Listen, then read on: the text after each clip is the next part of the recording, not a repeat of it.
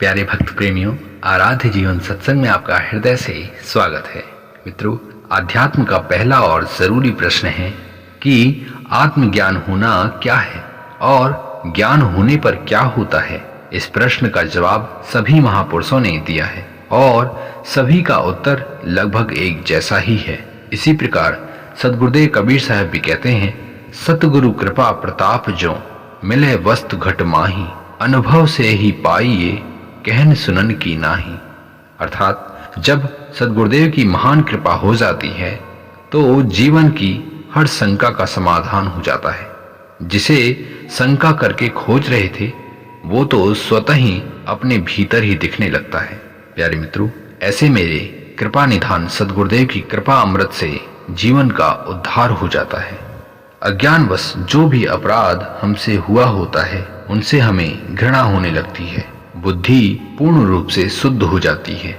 जो आनंद बाहरी प्राकृतिक आंखों से दिखाई देता है उससे भी कहीं ज्यादा विशाल अमृत अपने भीतर दिखाई देता है। मित्रों, आत्मज्ञान वो एक अवस्था है जिसमें किसी प्रकार कोई भी प्रश्न मन में नहीं आता, अर्थात हर प्रश्न का सत्यता से ज्ञान हो जाता है। बाहरी जगत की सच्चाई सूक्ष्म हो जाती है। मित्रों, संसार जितना विशाल है इससे भी कहीं ज्यादा विशाल हमारा भीतरी मंडल है। इसे ही साहब ने गगन मंडल कहा है, जहाँ का वास मिलना बेहद ही कठिन है। आध्यात्म की दुनिया आत्मज्ञान से शुरू होती है, किंतु बचपन से ही हमें गलत शिक्षा दी जाती है कि आध्यात्म से ही परमात्मा मिलते हैं, बल्कि आत्म अनुभूति के बिना आध्यात्म जीवन शुरू ही नहीं होता है।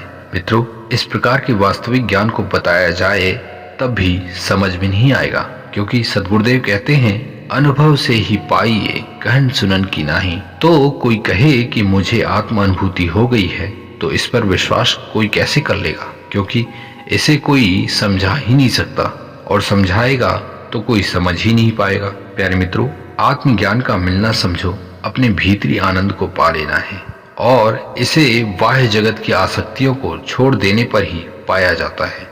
मित्रों, जिसे सत्य मिल जाए उसे और क्या चाहिए। इस अवस्था में आने पर किसी भी प्रकार का दुख नहीं रह जाता। जितनी इच्छाएं मन में निकलती हैं सबकी पूर्ति चैतन्य मन द्वारा कर लिया जाता है। मित्रों, क्या आपको भी ऐसी अनुभूति कभी हुई है? क्या आप भी प्रसन्न चित्त में रहते हैं? क्या आपको भी कभी किसी प्रकार दुख से मुक्ति मिली है? तो समझ लीजिए आप पर सद्गुरुदेव की कृपा हो रही है। जीवन में किसी भी प्रकार दुख न रहे और आसक्ति समाप्त हो जाए तो समझ लीजिए आत्मज्ञान की शुरुआत हो रही है।